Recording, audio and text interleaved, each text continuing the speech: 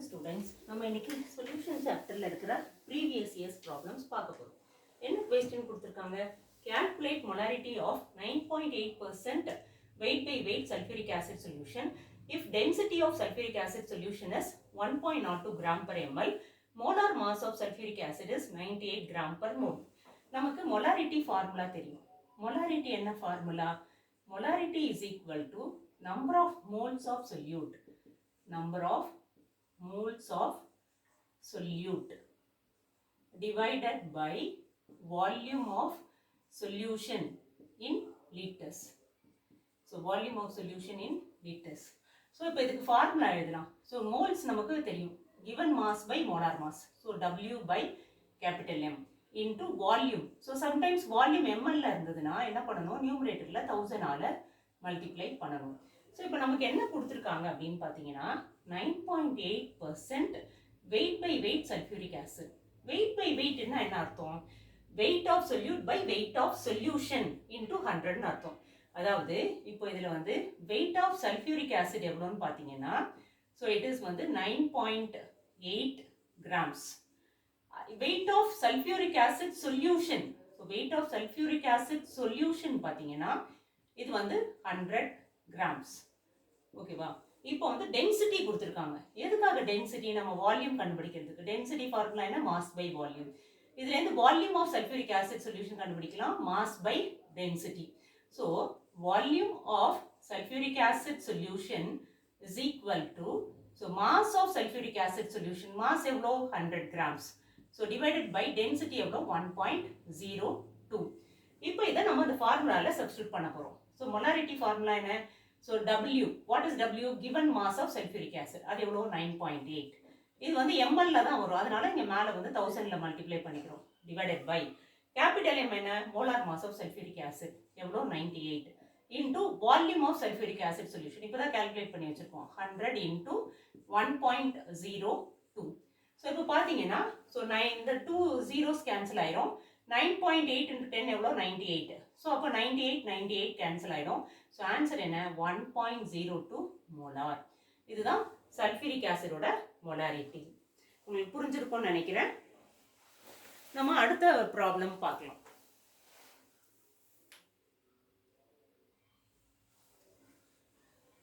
நம்ம second problem பார்க்கலாம். Second problem என்ன கொடுத்திருக்காங்கன்னா calculate solubility of CO2 gas in water at 298 Kelvin under a pressure of 760 mm of mercury.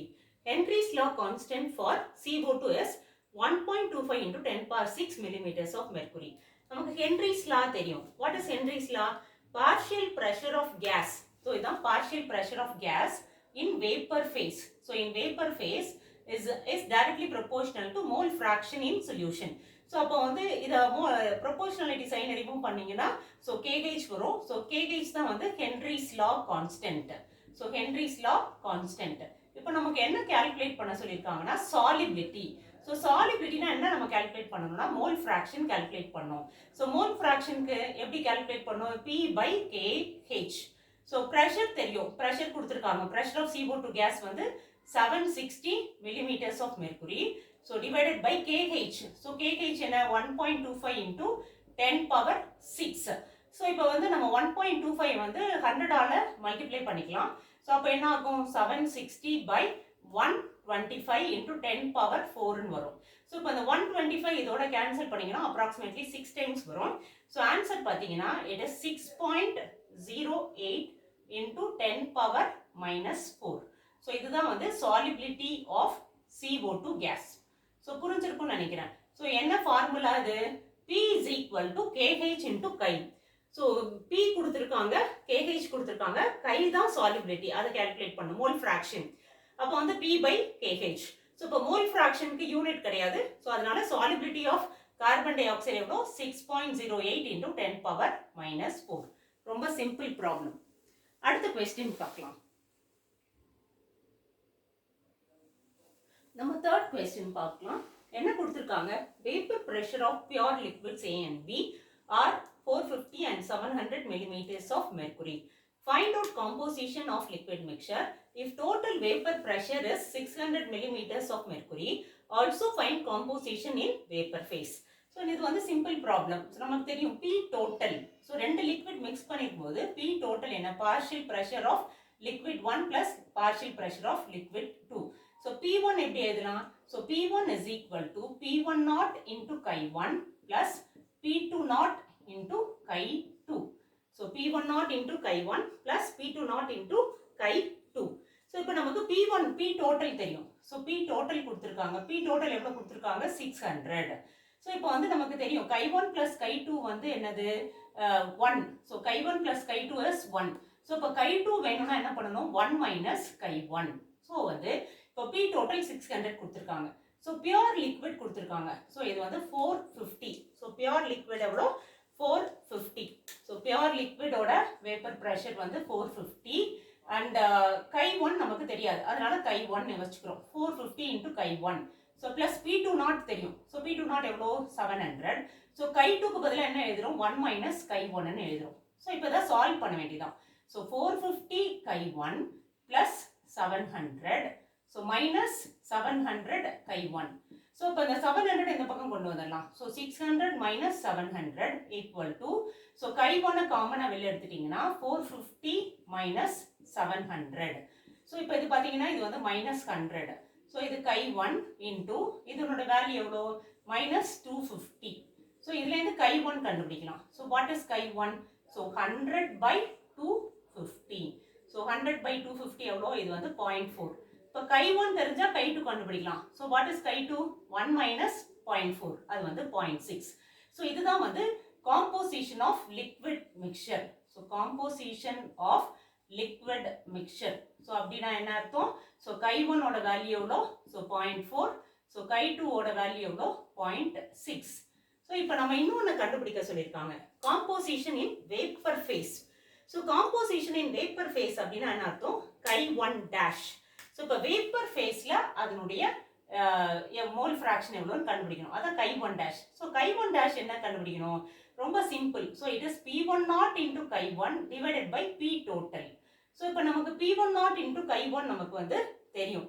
So P1 naught என்ன, so P1 naught is 450. So into chi1 எவ்வளோ, so chi1 நமக்கு தெரியும் 0.4. So divided by, so P total, so P total எவ்வளோ, 600. So இதை நீங்க solve பண்ணீங்கன்னா, so நமக்கு என்ன ஆன்சர் வரும் அப்படின்னு பார்த்தீங்கன்னா, so இது வந்து 0.3 வரும். So chi1 dash வந்து 0.3. So இப்போ வந்து chi1 dash நமக்கு தெரியும், அப்போ chi2 dash கண்டுபிடிக்கலாம். So what is chi2 dash? So 1 minus chi1. So இது வந்து 0.7. So இதுதான் வந்து composition in vapor phase. So composition in vapor phase na chi1 dash கண்டுபிடிக்கணும். So chi1 dash என்ன, so P1 naught into chi1 by P total. So composition in vapor phase is equal to, so chi1 dash எவ்வளோ, 0.3. So chi2 dash, chi1 dash தெரிஞ்சா chi2 dash 1 minus chi1. So இது வந்து 0.7. So இதுதான் வந்து composition in vapor phase. So இது வந்து composition of liquid mixture, that is chi1 and chi2. So புரிஞ்சிருக்கும்னு நினைக்கிறேன். So வந்து ரெண்டு லிக்விட் கொடுத்திருக்காங்க, அதனுடைய வேப்பர் பிரஷர் கொடுத்திருக்காங்க. So find the composition of liquid mixture அப்படின்னு கேட்டிருக்காங்க. So P total தெரியும், P1 plus P2. So P total வந்து P1 வந்து P1 naught into chi1 plus P2 naught into chi2. So P total is 600. P1 naught வந்து 450 into chi1 plus P2 naught கொடுத்திருக்காங்க 700. chi2 தெரியாது, அதனால அது 1 minus chi1 ன்னு எழுதுறோம். So இப்போ இதை சால்வ் பண்ணீங்கன்னா, so chi1 கிடைக்குது, chi1 வந்து 0.4 கிடைக்குது. So இப்போ chi1 தெரிஞ்சா chi2 கண்டுபிடிக்கலாம். So that is 1 minus chi1. So that is 0.6. இப்போ வந்து composition of vapor phase வேணும்னா chi1 dash. So இந்த chi1 dash என்ன, P1 naught chi1 by P total. So அப்போ வந்து P1 naught என்னது 450. So 450 into 0.4 divided by 600. So இதை solve பண்ணீங்கன்னா ஆன்சர் வந்து 0.3. So chi2 dash வந்து 0.7. So உங்களுக்கு இந்த வீடியோ பிடிச்சிருக்கும்னு நினைக்கிறேன். So பிடிச்சிருந்தா லைக் பண்ணுங்க, சப்ஸ்கிரைப் பண்ணுங்க. Thank you students.